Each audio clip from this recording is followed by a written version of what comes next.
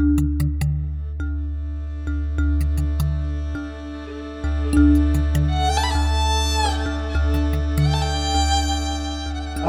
of you know her well.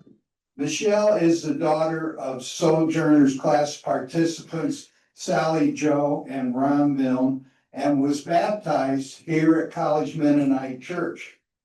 While she has lived in many other places in the U.S. and abroad, she has deep roots in Goshen. A list of Michelle's K through 12 and Goshen College educators would include many College Mennonite Church members. Michelle graduated from Goshen College with a major in theater and a minor in peace and justice. She earned an MFA in theater from Towson University in Maryland. Michelle has done lots of things for money. While she has used her training and passion in the theater, Michelle has also cleaned hotel rooms, served food in restaurants, and served as Assistant Development Director at Habitat for Humanity. If you want a more complete list of the jobs Michelle has held, go to michellemin49.com. I'm sure you'll have some literature that will direct them after the class. Michelle won this year's 3-contestant Democratic primary race handily with 67% of the vote. Michelle faces a challenging general election. Her opponent, the incumbent Joanna King, ran unopposed in 2024 and beat her Democratic opponent in 2022 by a 2-to-1 margin. So, Michelle, we are happy that you are here and look forward to hearing why you decided to run for Indiana House District 49, what you have learned so far, and what you plan to do between now and November 3rd. The floor is now yours. I've asked Ted to do another little intro. All right. Good morning, my name is Ted Swartz. I remain Ted Swartz. Michelle as a person is empathetic, curious, and creative. Michelle as a candidate is empathetic, curious, and creative. She is absolutely the best researcher I have ever known, although I have not been able to convince her to explore the wonderful world of baseball statistics. If she doesn't know a policy or a bill or how SB 1 has impacted this district, she will find out. She is dogged, thorough, and runs very, very deep. She is multi-talented with interest in many fields, with a deep empathy and concern for the underdog, and a deep suspicion and concern about the powerful. She has a unique ability to listen. It's where she starts all conversations, individuals and groups. She knows we have lost much of our institutional places that build community, and is ready to think imaginatively about how we rebuild connections that make this district special. I heard recently what makes for a good performer, and I also think what makes for a great candidate is uniqueness, nerve, and talent. I think Michelle has all three of these, and I am proud to stand with her in this race. Michelle.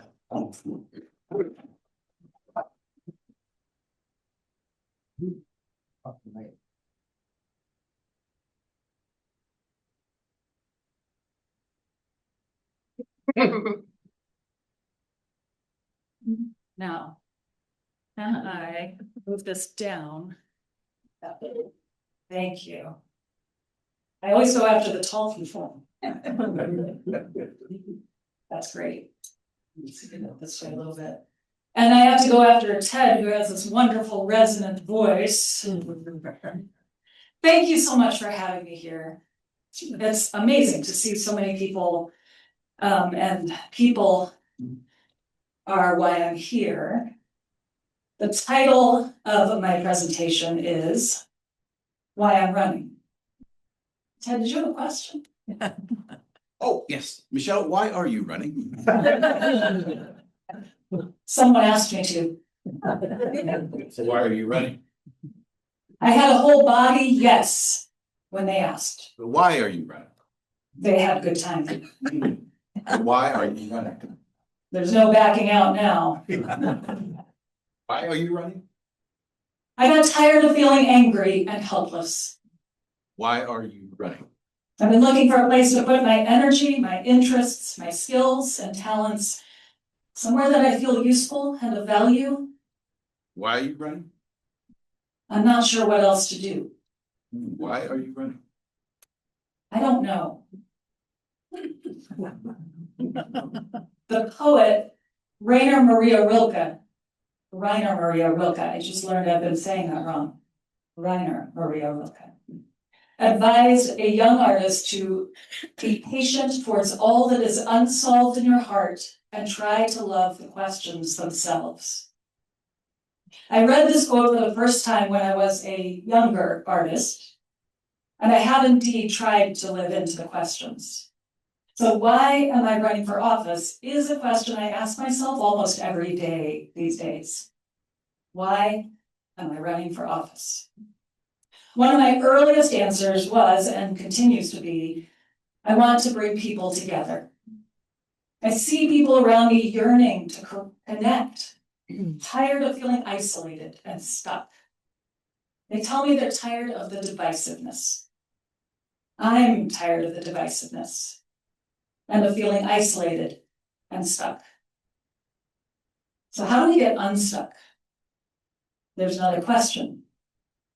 Can you take a moment and think about that for yourself? When we're stuck, how do we get unstuck? How have you gotten unstuck in the past? I'll give you just a moment to think about that.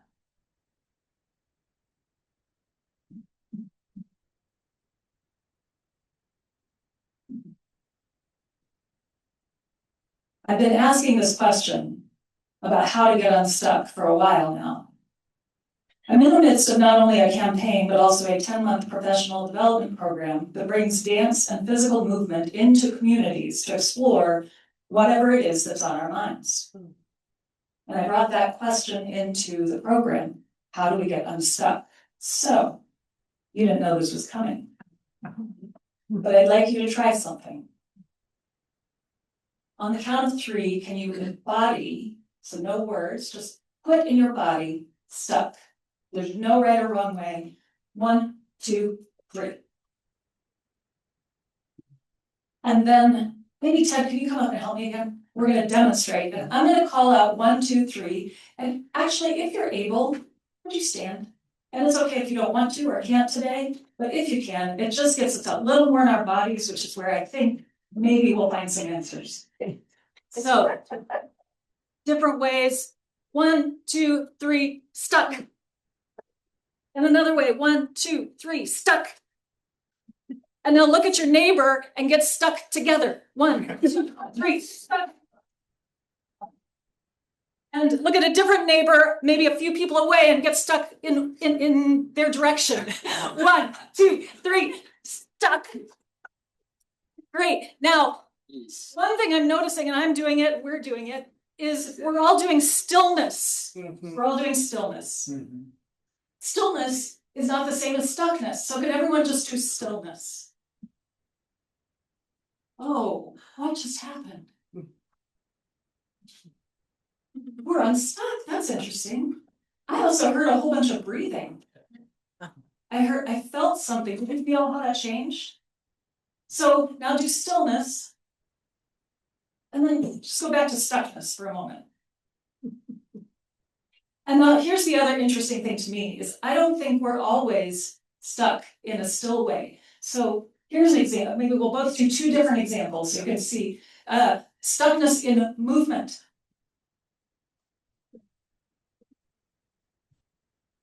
So everyone try that. Find a little movement. You don't have to go as big as Ted is. Just a little movement that's stuckness in movement. Yeah. And and it's like we get stuck. So now there's something about a pattern or something, I'm not sure. I'm curious what you're all feeling. But can you find movement that's maybe repetitive but not stuck? Just go ahead and explore for a little bit. What's a movement? And maybe you do it with your neighbors so you don't feel so isolated. So how do we find a movement? We'll both go find someone. Find movement that is not stuck. Movement that's not stuck. Here I get it. Something different, isn't there? I don't know if it's the quality. Flowy. It's flowy. Yeah, we have someone saying it's flowy. Yeah, so go ahead and have a seat if you're. Thank you. Why should I go back? Unless you want to demonstrate anything you found. What did you find? What I found was that when we become unstuck, as Michelle pointed out, our breathing changes. And then we automatically go into, when we're unstuck, what you described as flow. Well, actually, she just Yeah, described. there's a different movement. Feels less intense. I hold my breath when I'm stuck. And then I hear that's unhealthy. I hear we can't live long that way. No. Yeah, thank you. Anyone else have anything you noticed about both ways that we practice being stuck? I'm just curious, because I had not thought about the flowiness. I hadn't thought about the breath when I was thinking about this at home. Anything else? There's more connectedness to people. When we're not stuck. Right. When we're not stuck, more connectedness to people, yeah. There's rigidity when we are stuck. Yeah, there's something rigidity. There's some rigid something. Less flexible maybe. Yeah. Confusion.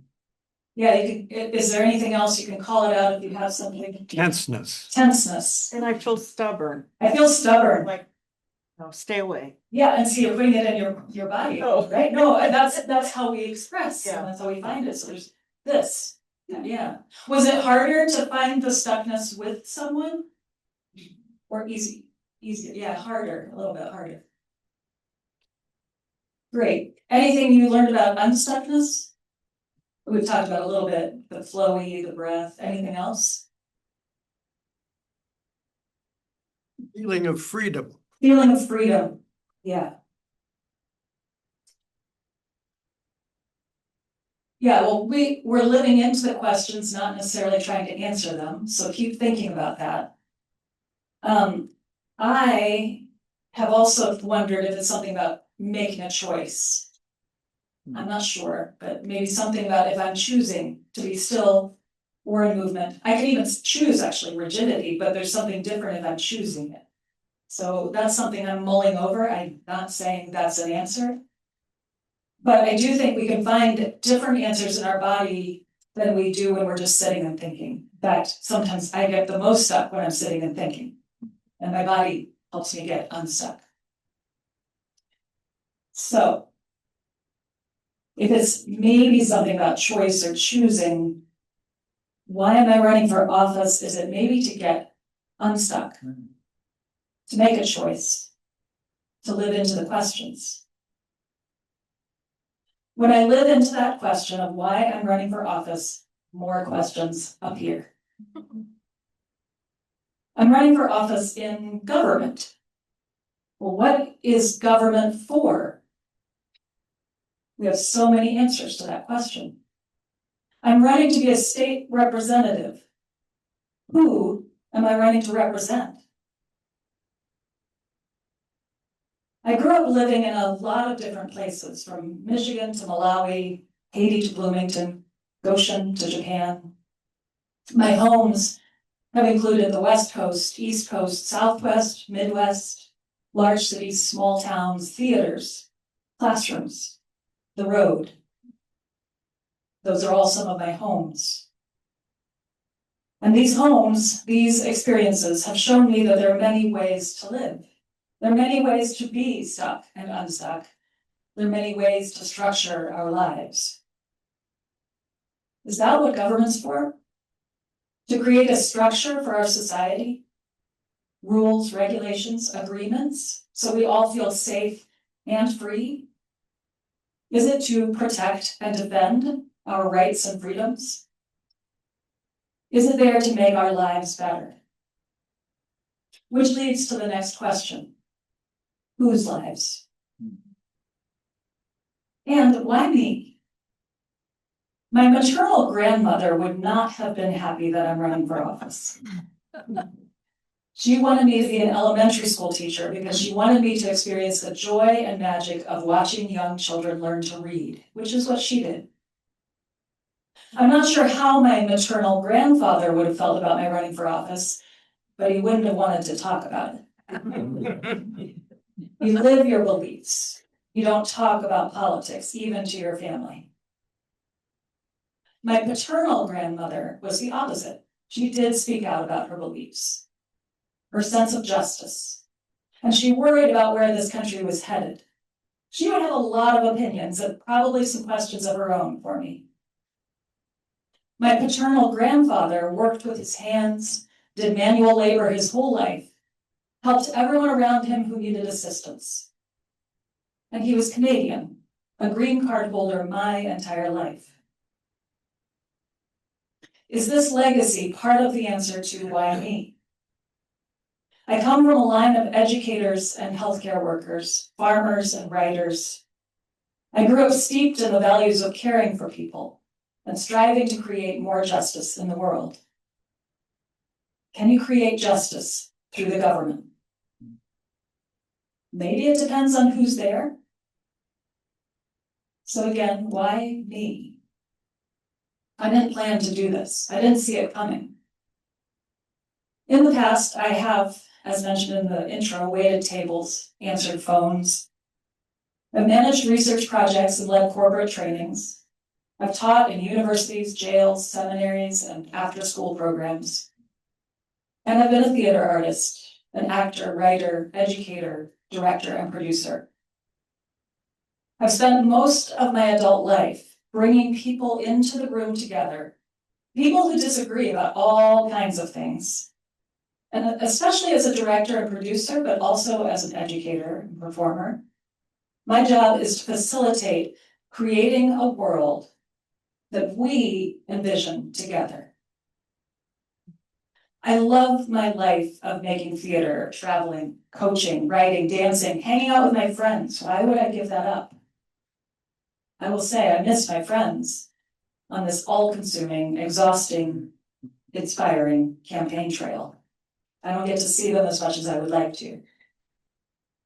My friends, probably like yours, are smart, generous, hardworking, struggling, funny, beautiful people.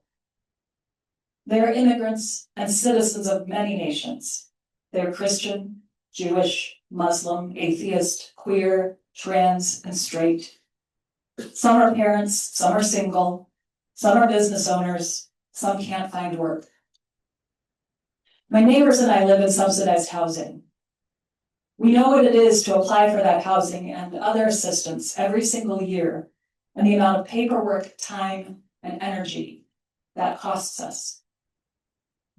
We know what it is to wonder how we'll pay for a new car if the current one gives out, or how to pay for our next dentist appointment. We're living with disabilities, chronic illnesses, and ongoing pain. And we live and exist across the political spectrum. Why am I running for office? Because when my neighbor, an amazing, creative, hardworking single mom of 2 young kids, got into a horrible accident that put her in a wheelchair for a few months and left her jobless, our other neighbors brought her meals. Our neighbors who are struggling to pay their own bills and likely disagree with my friend on all kinds of things, they showed up to help her. Because as divisive as the news likes to tell us we care about each other. And I'm also running because I want my friend and neighbor to have more support. I want her life to be easier, and I know we have the resources to make it so. I want all of us to have healthcare, housing, education, childcare, healthy and affordable food, assistance for when we're struggling. I'm running for office because I want all of our lives to be a little bit easier. I'm running for office because I want to help all of us find each other again. I'm running for office because I need to find hope in the people around me. I'm running for office because I want to get unstuck together. I'm running for office because I want to be part of creating a world we envision together. And also, I'm running for office because I don't know what else to do. So I'm going to, in a little bit, take some questions, and I'd love to hear from you because part of this is listening. But before I do that, what you saw is scurrying around over there and setting up.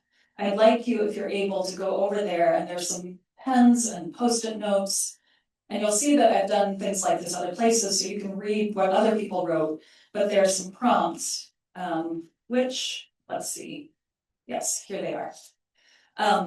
There's a sheet of paper that you can put what we love about our community, things you love about your community. You can either write them directly on the paper, or you can put them on Post-it notes. There's another one that says where we have concerns about our community. And then there's one that says ways we can get unstuck together are, and you can add your ideas.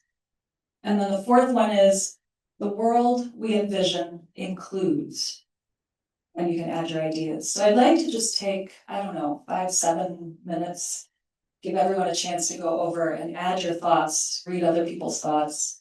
There's a lot of people in here, so you'll have to wait to take your turn so you can think before you get there. But we could also actually bring some Post-it notes around if you're waiting, so you could write ahead of time. But if you could just add to,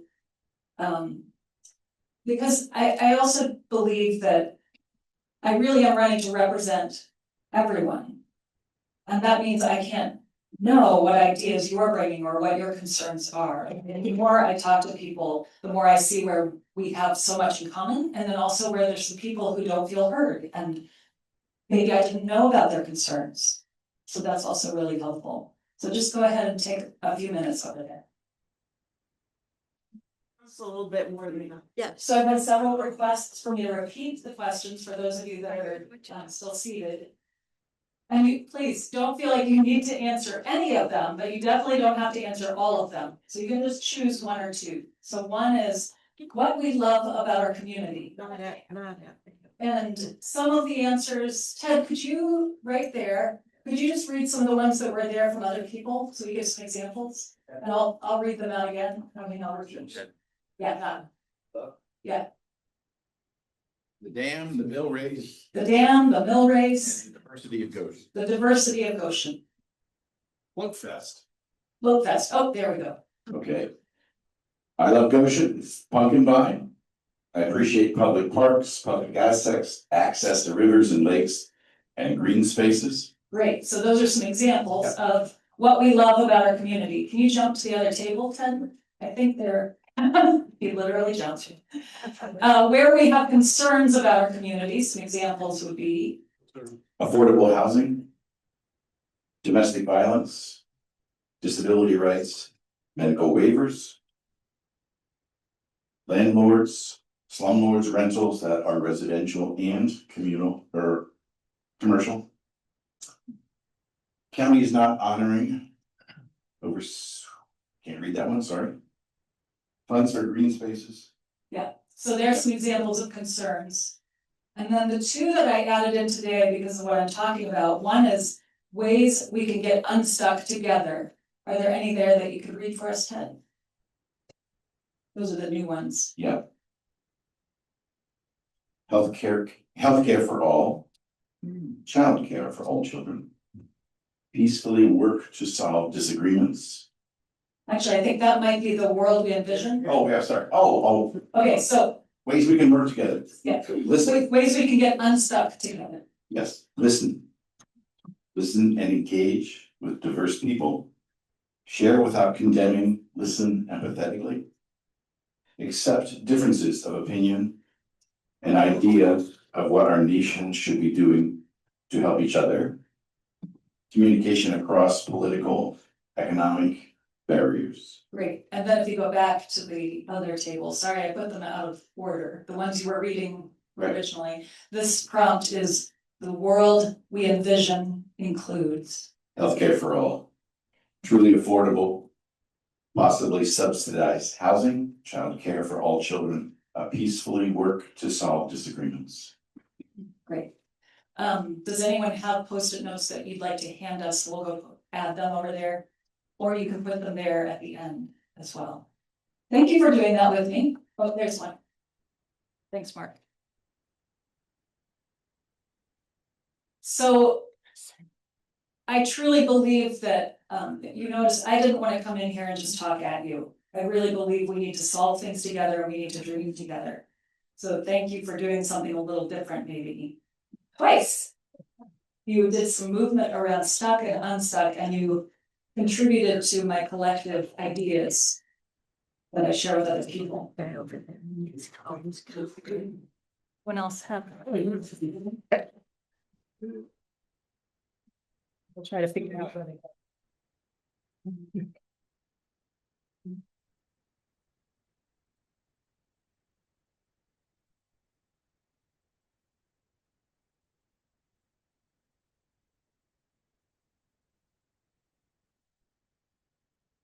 So, I don't have a watch or a clock, so someone can keep an eye on the time. It's 11:30, Okay, good.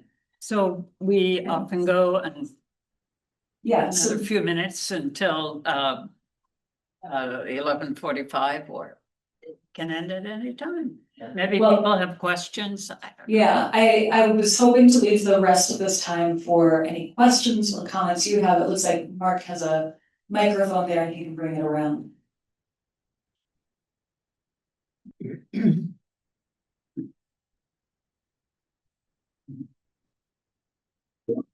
I'm John Ofsters. A lot of the legislative decisions are budgetary in nature. How have you seen your role in advocating for the performing arts, those budgetary decisions? Thanks for asking that. That isn't on most people's minds, but it's true that it's on my mind. Not just the performing arts, but all the arts. I will say one thing that I would love to see is so much of the funding is directly tied to the Indianapolis region. And I would really like more of us that are in the rest of the state to have access to funding. Artists, you might have noticed, it's hard in a capitalist system, right? And actually a lot of things that I think are valuable are hard in a capitalist system. Nursing is hard, education's hard. It's hard to sell these things, and we don't really want to feel this transactional nature of them. So we don't pay artists what they're worth usually. And so I would love to see some of the grants and funding go to really amazing artists around our state that don't get the same access. That's one thing. And there have been some really unique partnerships in different places of how can artists come. So I mentioned this dance and movement program that I'm part of. Part of why I'm doing it is that it's not just the opportunity for me to do my own dance, but it's also to share it with other people. And I'll let you in on a secret, you just danced this morning. I snuck it in. So good job. But to work with people to address what we're all trying to address. I think artists bring a very unique way to solve problems. So I would love to see some kind of more partnership programs as well as supporting professional artists who just want to share their art. Does that answer your question? Or would you like me to dig in more into where that money comes from? Well, that too. That too. That's a harder question. I mean, I will tell you, I've learned so much doing this. And so I have looked up the state budget, and it's kind of hard to find all of it. But I did find it, and it's like a huge database. Some of you may have done this and know. And so it's hard to get the overview of all of it together. I do think right now we're in a triage mode. So my top priorities are making sure we don't destroy public education and making sure everyone has access to healthcare. Those are the two top priorities. But then that affects so many other things. I think the arts can help with our wellness and healthcare. I think the arts are part of education, so there are a lot of ways to answer that, but I think, so in 2025, some of you may have heard about what was then called SB1, which is now SEA1, it means it's been enacted. And it has really torn up budgets across the state. Municipal, city governments and county governments are struggling because they had so much cut from their budgets and limitations put on even how they can raise the money they need. So how are we gonna pay our fire department? How are we gonna pay to fix our roads? How are we gonna pay our teachers? How are we gonna pay for our libraries? So that's the top priorities, is figuring out how to not, how to protect that infrastructure for all of us. Just that baseline. Thanks for that question. Other questions? Couple down here.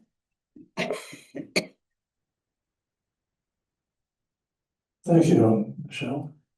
In my limited interaction with politicians, I've felt support, but also evasion. Answers that just didn't result in action. Do you have a question? I agree. How will you change that? By doing things like this is one thing. I've really focused on my whole campaign on listening first. And I know a lot of politicians say that, they say, well, listen, and then they get in office and they don't do the thing they said. And it can feel like betrayal, it can feel like disappointment and discouragement. I actually think it's one of the reasons we have a voter turnout problem. Because people think that their vote doesn't matter.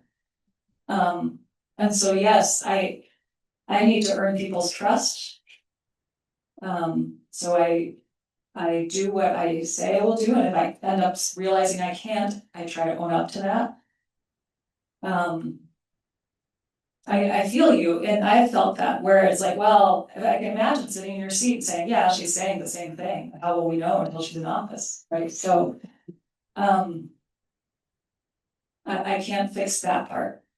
But I can show you that I'm listening, and I have already, in talking to people, shifted a little bit of ways I think about things to include multiple perspectives, not to shut out or completely shift gears. But to say, yes, there's this thing over here that we like to say there's an easy answer, but what should I say to this person over here who has a different struggle? That this maybe makes worse, or it doesn't address. Michelle. But you're an actress, I mean, come on.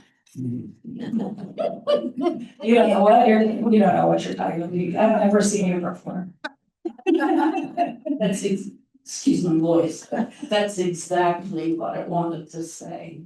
One of the things I will be proud to vote for you is because one of the most important traits or tasks of an actor is to be able to see things from another person's perspective. That's right. Every actor has to give him or herself to the person of the character. And what it feels to me like, particularly in federal situation, people are looking out for them. I would say it's happening at the state level too. Okay. But we need somebody, and what I've heard you say this morning touches me, because to see how some people live and what other people need and what other people, to be able to see through those eyes. And I, frankly, while I have the microphone, I think everybody should take an acting class. You're here. I think doctors should, I think teachers should, I mean, to be able to, just for that one character, is to be able to see things from another's point of view. It affects how I drive. What are they thinking? What? I'll shut up. Thank you. I love what you said, thank you. And I would add to that, yes, the empathy, the being able to see through other people's eyes. But also what people don't always understand about acting, and I know this isn't you, but a lot of people don't understand is good actors are not lying. They're finding the truth in the circumstances that they find their character. And so my least favorite acting to watch is when someone is trying too hard and you can tell that they are pretending. They're pretending, and you might not know why you feel that way, but when you see an actor, you're like, well, they seem to be doing all the right things, but there's something not quite there. Often, it's because they're pretending. And so we have to learn, along with the empathy, we have to learn authenticity of ourselves, which is scary and vulnerable. But that's how we show actual, true, complex people on stage. So thank you very much for that. I agree, everyone should take an acting class. Go ahead. Got one here and then one back there. I'm still trying to figure out how to verbalize this question, but I work with kids that struggle with mental health and in various social settings and things like that. And there are a lot of difficult things that I come up against because, as you mentioned, capitalism. Yeah. So this is more like maybe a grounding question for me and also a reminder for me, but maybe also for you as I ask this. What are the things that ground you as you navigate this campaign and what gives you stamina? Because I have a lot of ideas and sometimes I run up against those. Can I just ask clarification on the last thing you said? You have a lot of ideas about.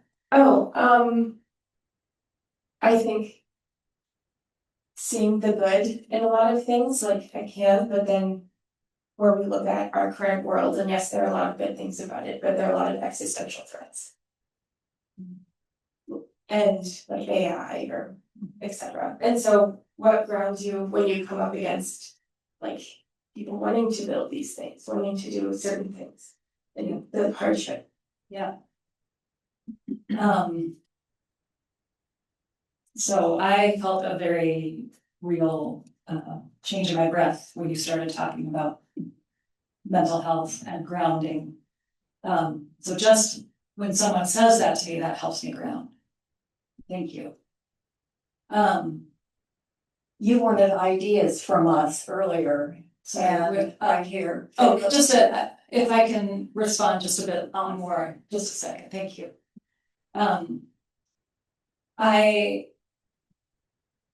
Mental health is underlying a lot of what I've been talking about.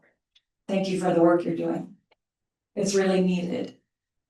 Mental health is health, right? There's not really a separation, but we have only focused on certain kinds of health, so we need to remind ourselves that mental health is health. It's all tied together. So there are two parts I've heard. One is, what do I do? And then there's another, I don't know if you said it directly, but what do we do? So for me, I will say this campaign is hard. And I needed to think about, if I want to promote mental health for everyone, how do I take care of my own while also doing one of the hardest things I've ever done? A lot of it is in this kind of thing where I get to talk to people. And it really is in connection with people. That's part of what I do. But I also have to take time for myself and have those boundaries. So practicing that, remembering to use things that we all kind of know is take a breath, feel your feet on the ground. Those are the simplest ones. So I'm working on that. And it's not like we fix mental health for ourselves and then we're done and we can move on to something, right? It's an ongoing journey. So it's more riding those waves. Wow, I just had a little breakdown or meltdown and now I have to come back. How do I do that? And it really is a lot about people. The other question about how do we address that in community, I think maybe is the same to start with. To take care of our own mental health and then to be there for other people. It's a little bit, do your own oxygen and then help other people. So it's a really important question. I have never run for political office and I don't intend to. I didn't either. But I assume for all practical purposes, it costs money. Yes, it does. Unfortunately. What's your question? I'm making a statement. Question could be, how many people? Oh, yeah. No, so do you want to say that into the microphone? I think the question she wanted to ask perhaps is how many people in this room are going to contribute to Michelle's campaign? And where would you like the checks to be sent? I mean, the quick answer to that, if you want to know anything else about me at all, or well, not anything else, what I have done so far, because it does take time, it does take money. And I did not plan to run for office. Some people have a year to plan, and I had about 2 weeks. Oh, And originally did not have a primary, so I thought, oh, I have until July, and then I did not have until July. So I'm playing catch up the whole time. So there are suppliers back there that have both the written website and an email, and also a QR code if that's easier for you. And then on my website, it is not complete, it's part of what I'm trying to say. But it is started, it gives you some basic information. There is a donate link, there's also a volunteer link. Both of those are really important, really important. And I will also say, I really wish it didn't cost money, like as much as it does, and I think it's obscene how much money is spent on these races, and yet if we don't keep up, then it's hard to get the word out. So I'm also looking for creative ways to get the word out that are cheaper. Right, so what kind of events can we hold, and how many of you can tell 5 to 10 people about what I said, so I don't have to reach them myself, but they will trust you. And then help them know how to vote is the other thing. I learned in the primary that a lot of people actually are confused about if they haven't done it. And I'm gonna guess, I don't know, but I would guess this room is full of a lot of voters. So this may be old hat to you, but a lot of people want to vote maybe for the first time in their whole lives, and other people are young and are voting for the first time, and they think, well, where am I sure that I'm registered? What ID do I need? Where do I go? Oh, they're only open until 6. Whoops, I missed it. Right? So the more people that can help me spread that word to people that I can't talk to individually, that helps save money, actually. But also there's a donate link on my website. Joanne. Here, and I did see a hand over there, so. Yeah, we'll get. Okay, great. Joanne Smith. The most important thing a representative does is vote. And I would like to know, well, it's those votes that affect our lives. Yeah, they do. I would like to know, has your opponent voted in ways that are detrimental to our lives? And can you in your campaign point out those things and how we would be different? Yeah. There's a lot to say there, so part of what I've been working on since the primary is getting it shorter. And so, because there is a lot to look at. One thing I did not quite understand until I ran for this office, I was very aware of the federal level of politics because it's in the news. And I was somewhat understanding the very local level because I live it and my neighbors live it. I don't always connect the dots. But what I was not understanding is there's this middle realm at the state level that gets to either support the local level or block funding from reaching the local level, or put it into things that maybe we at the local level don't agree with. So yes, those state votes are actually very, very important. One thing is this vote on SB1 that Joanna King did vote for. And that has had all kinds of repercussions on funding for schools, on funding for cities. So we hear about it at the federal level, but there's still choices to be made at the state level that have really not served us. There are also some votes on education that it's not, we hear a lot about the funding piece, but there's also some votes for, committees, appointing to committees. And there has been, it's been a while since I did this research, so I might get, I can't remember the exact details, but there's some committees at the state level that used to have very strict sort of like, we're sure that these are educators and experts in education on these committees making these choices. And she has voted to loosen that up so that people who may not fit those parameters are now in committees making decisions that impact us. I would not do that. I believe in trusting the experts. So I don't need to know everything. I shouldn't know everything about everything. That would be lying.